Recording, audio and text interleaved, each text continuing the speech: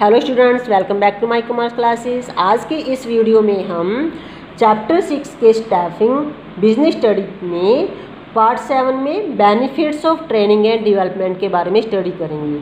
So students, पिछली video में हमने ट्रेनिंग्स के और जो है मेथड किए थे, जिसको आपने अच्छे से समझ लिया होगा। अगर नहीं समझा तो प्लीज़ आप उसको मेरी वीडियो को दोबारा से ज़रूर देखें।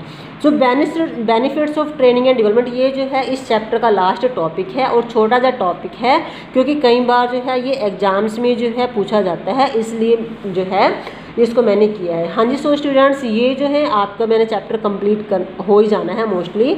सो इसके जो डिफरेंसेस हैं, जैसे कि ट्रेनिंग एंड डेवलपमेंट में डिफरेंसेस हैं, या उसमें जो है अपना रिक्रूटमेंट एंड सिलेक्शंस में डिफरेंसेस हैं, तो इसके लिए मैं अलग से वीडियो बाद में फिर आपको जो है प्रोवाइड कर दूँगी। ठीक है जी। So benefits of the training में क्या आता है? Training and development help both. हाँ जी, यहाँ पे जो क्वेश्चन पुट होता है वो होता है कि training and development help both the organization and the employees. Do you agree? Explain.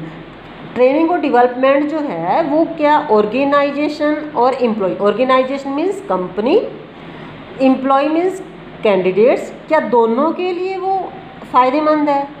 अगर आप इससे एग्री हो तो एक्सप्लेन करो। ये क्वेश्चन आपसे पूछा जाता है almost. So training and development help both the organization and the employee. आपको पता है जी, देखो ट्रेनिंग जब मिलती है तो बंदे का क्या होता है? विकास ही होता है, आगे ही बढ़ता है फ्यूचर में। तो वो ऑर्गेनाइजेशन को क्या बेनिफिट होता है? उस वो गोल को अपने टारगेट को अचीव कर लेता है, अच्छे से जो है वो क्या करता है, अचीव कर लेता है। अपनी जो क्वालिटीज उसको प्रोडक्शन अच्छी मिल जाती है। सो वो दोनों के लिए ही क्या होती है? बेनिफिशियल होती है। तो first of all beneficial to organization कि अगर आप एक वर्कर को उसको जो है अपने एम्प्लॉय को अगर आप ट्रेनिंग देते हो और डेवलपमेंट करते हो तो उसका जो बेनिफिट ऑर्गेनाइजेशन से को कैसे होएगा? First of all reduce wastage, जैसे मैंने भी बताया आपको। Training is a systematic learning, क्योंकि ट्रेनिंग जब दी जाती है किसी वर्कर को तो वो एक सिस्टमैटिक ट्रेनिंग होती है, सिस्टमैटिक लर्निंग होती है, स्टेप बाय स्टेप सीखा जाता है। ऑलवेज बेटर देन हिट, ठीक है। And trial method which leads to wastage of efforts and money. तो जहाँ पर आपको सिस्टमैटिक लर्निंग मिलेगी तो वो ऑलवेज क्या होती है? Better than hit and trial method. हाँ जी, हिट एंड ट्रायल मेथड का मतलब होता है तुक्का मारना। तुक्का मारना मतलब कि हमने जो है तुक्का मार के जो है वो काम कर दिया, ठीक है।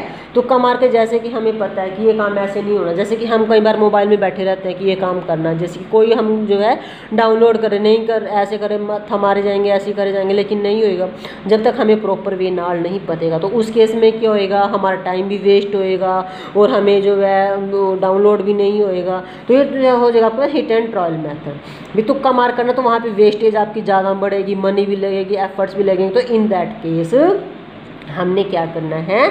उसको जो है ट्रेन करना है, जिससे हमारी वेस्टेज क्या होए? कम होए। Number second is increase productivity.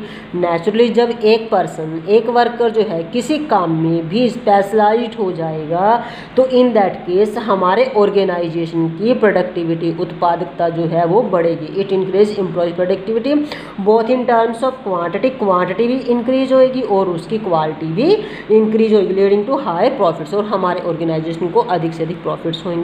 Number reduces एब्सेंटेंस।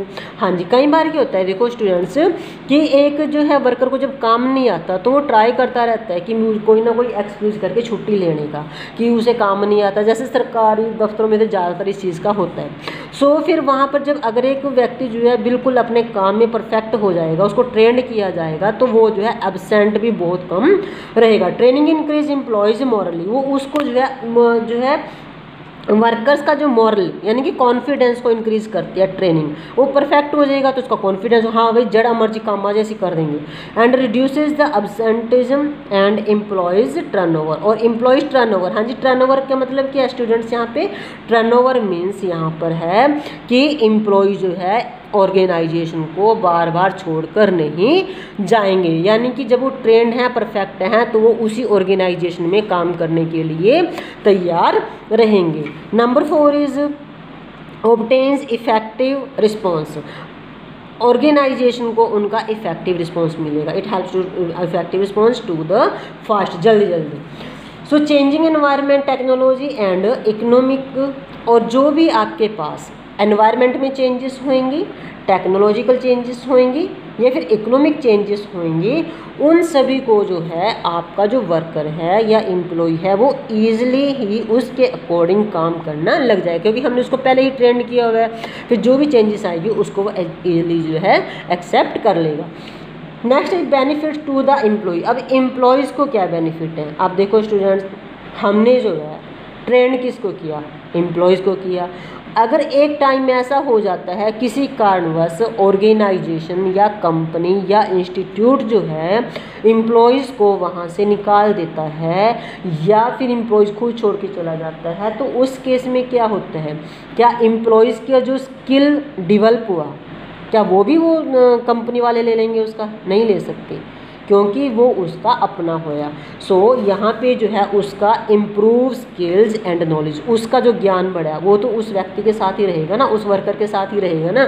सो उसकी जो स्किल्स है और नॉलेज है उसमें बहुत ज़्यादा इम्प्रूव होएगा। Improved skills and knowledge due to the training lead to better career of the individual, ताकि उस कैंडिडेट का जो है कैरियर बेटर हो सके, उसको आगे आगे इन फ्यूचर ज़्यादा से ज़्यादा जो है अपॉर्चुनिटी मिलती हैं और इन फ्यूचर उसका डेवलपमेंट जो है बहुत आगे से आगे अधिक होता है। Number 2, increase earnings.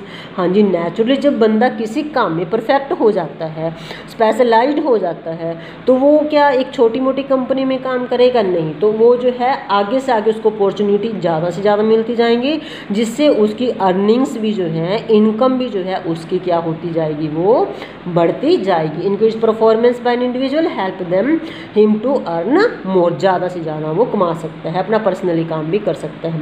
Number 3, reduce chances of accidents. हाँ जी, जब हम किसी व्यक्ति को, मान लो कोई व्यक्ति जो है मतलब जैसे कि लेबर है या वर्कर है, उसको ट्रेनिंग दी जाती है, अगर वो फिजिकली काम करता है या फिर दूसरा भी काम करता है, तो वहाँ पर एक्सीडेंट्स होने के केसेस जो है, चांसेस जो है बहुत कम हो जाते हैं। Training makes the employee more efficient. Training जो है एम्प्लॉय को मोर एफिशिएंट बना देती है टू हैंडल मशीन्स को हैंडल करने के लिए। इससे क्या होएगा? लेस प्रॉन टू एक्सीडेंट होने के चांसेस बहुत कम हो जाते हैं। Number 4 is increase satisfaction.